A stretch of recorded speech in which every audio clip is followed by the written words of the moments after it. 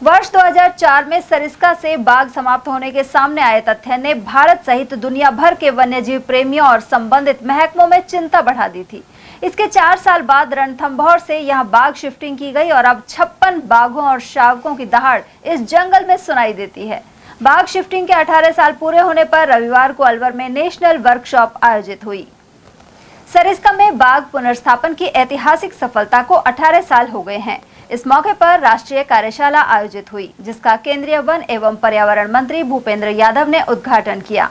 इस मौके पर राज्य के वन मंत्री संजय शर्मा ने राजस्थान में चीता लाने को लेकर बात भी रखी। इस कार्यशाला में रविवार को देश भर के बाघ संरक्षण विशेषज्ञ, वन अधिकारी और वैज्ञानिक एक मंच पर जुटे। राष्ट्रीय बाघ संरक्षण प्राधिकरण सहित पर्यावरण, वन एवं जलवायु परिवर्तन मंत्रालय और राजस्थान सरकार ने अलवर रेलवे स्टेशन के समीप स्थित होटल सरोवर प्रीमियर में यह वर्कशॉप की। इसका विषय था बाघ पुनर्स्थापन, अवसर एवं चुनौतियां। कार्यशाला का उद्घाटन केंद्रीय पर्यावरण, वन एवं जलवायु परिवर्तन मंत्री भूपेंद्र यादव ने किया। उन्होंने कहा कि यह 18 साल का सफर ऐतिहासिक रहा है। इसकी मॉनिटरिंग और जंगल के हैबिटेट के चलते सरिस्का देश ही नहीं विदेशों में भी अनुकरणीय उदाहरण बना है। उन्होंने सरिस्का के आसपास रहने वाले ग्रामीणों के स्किल डेवलपमेंट पर भी जोर दिया। साथ ही बाघ संरक्षण के अलावा जल और पक्षी संरक्षण की भी जरूरत बताई। वहीं राजस्थान के वन एवं पर्यावरण मंत्री संजय शर्मा ने कहा कि सरिस्का में लगातार बाघों की संख्या बढ़ती जा रही है। वहीं 0 से 56 बाघों का सफर चुनौती वाला रहा है। गौरतलब है कि पिछले कुछ अरसे में सरिस्का के कोर और बफर एरिया में शावकों के समय समय पर जन्म से निरंतर संख्या बढ़ी है। पहले टाइगर रीइंट्रोडक्शन का काम सरिस्का और उसके बाद एक सक्सेसफुल टाइगर रीइंट्रोडक्शन का प्रोग्राम ये पन्ना में भी हुआ था।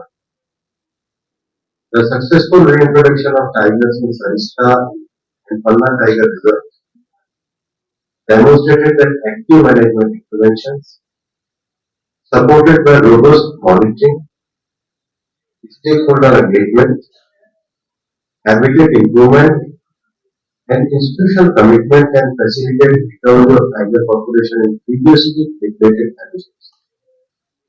At the same time, experiences from different states have highlighted ecological, social, logistical and administrative challenges. इस जो वर्कशॉप रखी गई, इसका जो objective aim to review national experiences in tiger reintroduction, supplementation and active population management, documentation successes, challenges, and lessons learned from tiger reserves that have undertaken reintroduction programs.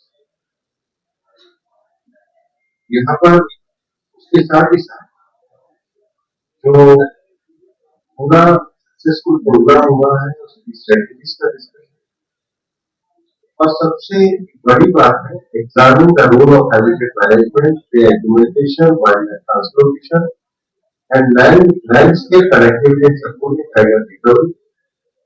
उसके साथ ही साथ जो फ्यूचरिस्टिक हम लोगों को टाइगर रिजर्व में institutional capacity और इंटरेस्ट इन कोलैबोरेशन को कैसे बढ़ा सकते हैं, ये इसका हमने एम रखा है।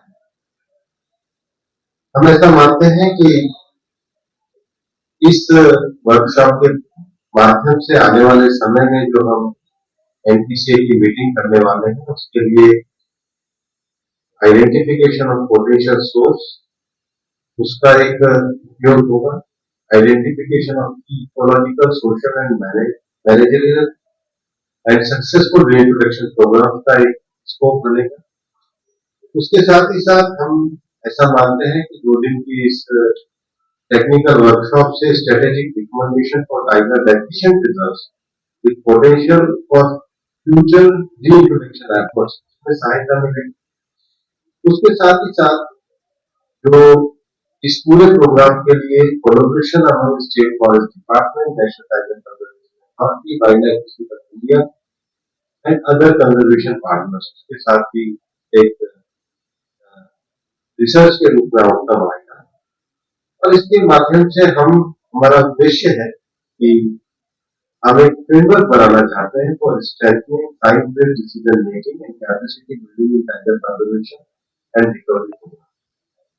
मुझे लगता है कि 2 दिन की इस वर्कशॉप में एक सक्सेसफुल फ्यूचर गाइड की हमें एक प्रोस्पेक्ट्स सुनने को मिलेंगे। इसके साथ ही साथ सरिस्का टाइगर रिजर्व के लिए एक सबके सामूहिक जन भागीदारी के प्रयासों से एक आने वाले 2 साल में जब इसके 30 साल पूरे होंगे तो इस सक्सेस स्टोरी पे, उसकी सरिस्का की ब्यूटी पे, यहाँ पे टाइगर प्रोग्राम पे मूवी भी तैयार की जाएगी, लोकल कम्युनिटी पार्टिसिपेशन की एक रणनीति भी तैयार की जाएगी और एक एनसीआर के अंतर्गत इस पूरे क्षेत्र को केवल टाइगर रिजर्व नहीं, सरिस्का से जुड़े हुए पूरे अगला क्षेत्र को हरियाणा बनाने में जारी करने वाले हैं। जैसे मुझे आपसे बार बार चर्चा करने होने पर जानकारी मिलती है, उस एसओपी के जारी होते ही जो हमारे पौराणिक काल के मंदिर है उनके जीर्णोद्धार का काम भी हम करेंगे। तो राजस्थान में सरिस्का श्रद्धालु केंद्र के रूप में, पर्यटक केंद्र के रूप में और टाइगर की नर्सरी के रूप में विकसित आपके कुशल नेतृत्व में होगा, ऐसे मुझे पूरा विश्वास है। इस कॉन्क्लेव ने मुझे बुलाया और जो सम्मान दिया उसके लिए वन विभाग के विशेष रूप से एनटीसीए की पूरी टीम को और हमारे भारत सरकार के वन विभाग के सभी अधिकारियों को, राजस्थान के वन विभाग के अधिकारियों को अपनी बहुत बहुत धन्यवाद और साधुवाद देते हुए सरकारों के बीच में एमओयू होना है, क्योंकि वहाँ पे वन मंत्रालय माननीय मुख्यमंत्री के पास है प्रदेश में। हमें हमारे माननीय मुख्यमंत्री जी से आग्रह किया है कि एमओयू हो, जैसे एमओयू होगा पूरा काम।